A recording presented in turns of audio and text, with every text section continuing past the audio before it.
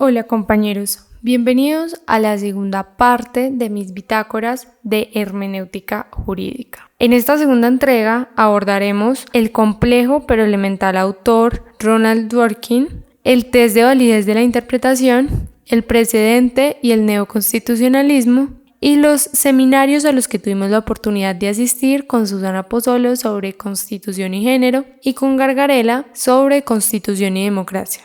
Y al final, la conclusión de las bitácoras para dar cierre a ellas y al curso. Recordemos que en la parte de la descripción podemos encontrar material complementario de autoría propia, de autoría compartida y que considero puede enriquecernos un poco más.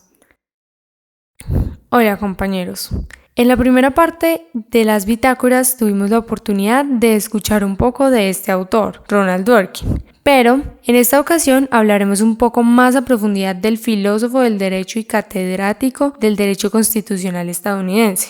Este autor reconoce los sentidos de los derechos humanos, podemos denominarlo un constructivista, porque también le interesa lo que sucede en la práctica con el derecho. Nos habla de una construcción constante por parte de sus actores, un sistema jurídico abierto basado en la prevalencia de los principios y valores y contar con muchos materiales normativos, de manera que sea muy difícil no encontrar respuesta para todos los casos, junto con una constitución liberal tratando de lograr el nivel más alto de justicia, igualdad, integridad y otros. Pues se debe buscar donde fundamentar incluso con la coexistencia de líneas internacionales. Y seguramente es así por la influencia que tuvo del common law, donde se pasa de la norma a la vida real. Para él, los jueces deben reconocer el valor del precedente. A Dworkin le interesan los problemas difíciles, según él, los que realmente son el derecho, su profundidad, de manera que se deba estudiar mucho para brindar la respuesta pertinente para cada caso. Dworkin nos habla de desacuerdos empíricos y teóricos.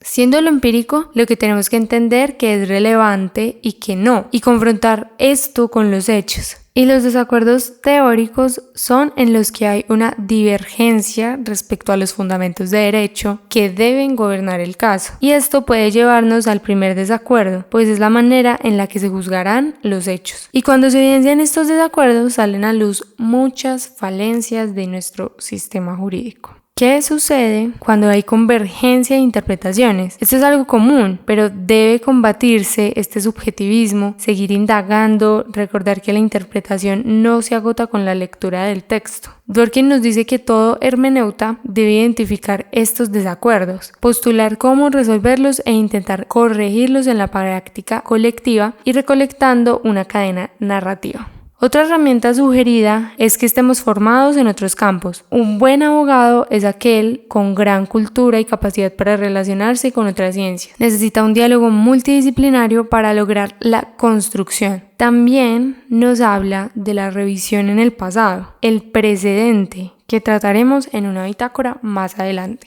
Para tener más claridad, entendamos que se plantea un esquema interpretativo dividido en tres. En primer lugar, los intereses de la norma, el fin de la creación de la norma. En segundo lugar, los objetivos, qué pretende la norma, cómo se hará y para qué se hará. Y en tercer lugar, los principios que esa norma desarrolla, siendo los principios criterios mismos de la validez de la norma. Después de entender este esquema interpretativo, pasemos a revisar cómo Dworkin nos habla de 3 etapas de la interpretación. Estas etapas dan lugar a su tesis hermenéutica. Las 3 etapas son etapa preinterpretativa, etapa interpretativa y etapa postinterpretativa. La primera, la preinterpretativa, consiste en la identificación de las normas jurídicas que pueden resolver de manera efectiva el caso. Una fase de estudio para poder comprender todos los componentes del caso. La segunda, la interpretativa, es donde hay una identificación de los principios y valores para construir una teoría que corresponda al caso de manera asertiva.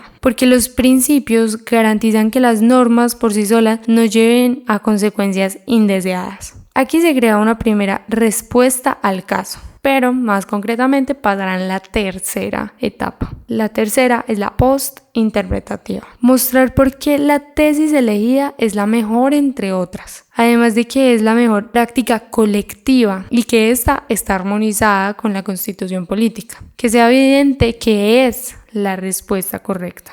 Para Dworkin, toda actividad jurídica y hermenéutica es algo que hay que tomarnos muy en serio. Y como Dworkin lucha contra la indeterminación del lenguaje, él nos comenta que se deben buscar respuestas en la mejor tesis posible y para esto debemos leer demasiado, hasta encontrar el texto más acorde y así descartar los demás. Pero también surge otra cuestión. ¿Qué dice entonces Dworkin con respecto a la generalización de la ley? Nos responde que los jueces no pueden tomar decisiones a nombre de todo. Es necesario la empatía. Todos vivimos en circunstancias diferentes. En la práctica debemos buscar llegar a que la mayoría tenga el beneficio, pero que también exista un reconocimiento hacia las minorías para que éstas estén en igualdad de condiciones. Esto puede ser alcanzado con una constitución política donde se legitime la defensa de los derechos fundamentales. Cuando se deja criticar el sistema jurídico y se empieza a creer que éste no tiene vacíos, es cuando más debemos preocuparnos. Siempre estamos llamados a indagar, criticar, profundizar en las circunstancias, en cada caso. Y es que, recordemos, es lo que debe hacer un hermeneuta. Apostar a un diálogo igualitario y no a uno centralizado como en ocasiones sucede. ¿Qué pienso yo sobre la posición de Dworkin, sobre sus aportes?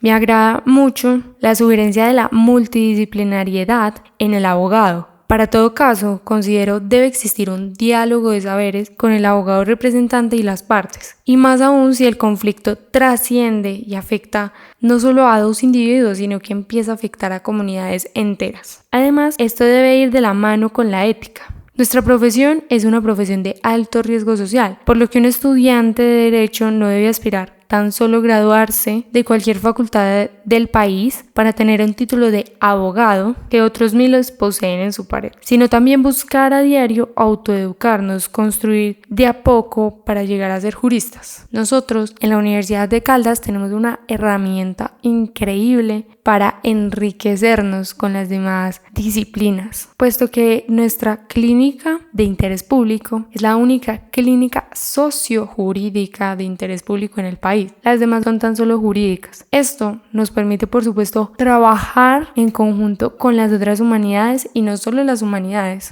He evidenciado también la unión con otras carreras como lo son biología y geología haciendo parte de la clínica.